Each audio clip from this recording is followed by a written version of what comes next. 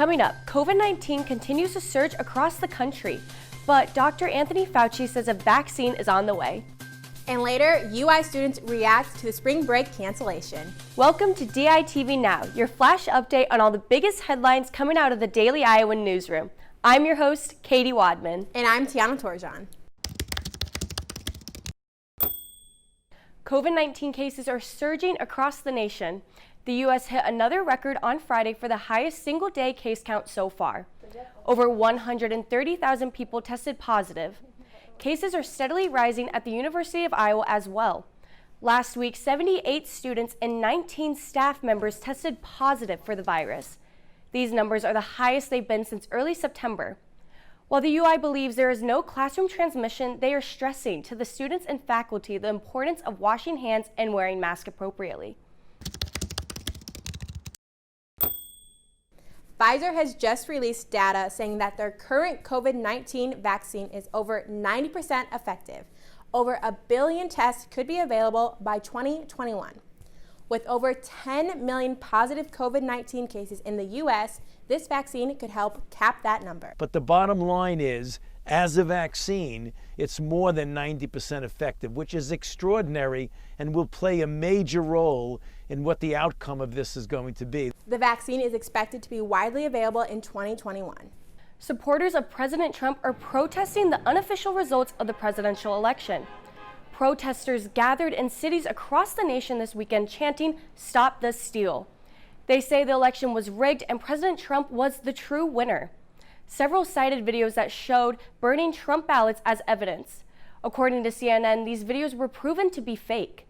Election officials have said that they have yet seen any evidence of fraud. We'll continue to make sure that the opportunity to make sure every legal ballot is counted is there, but at this point we've not seen any sort of credible examples.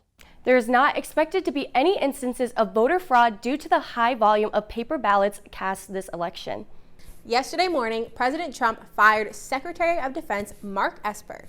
Trump tweeted the news days after his loss to Joe Biden. Esper had prepared a letter of resignation weeks in advance in anticipation of the firing. Trump's relationship with Esper has been rocky.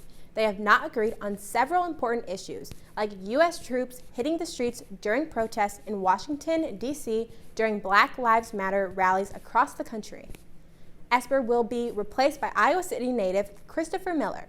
He was previously the director of the National Counterterrorism Center. The firing of Esper has led other officials to believe they may be next in line for hearing the phrase, "You're fired."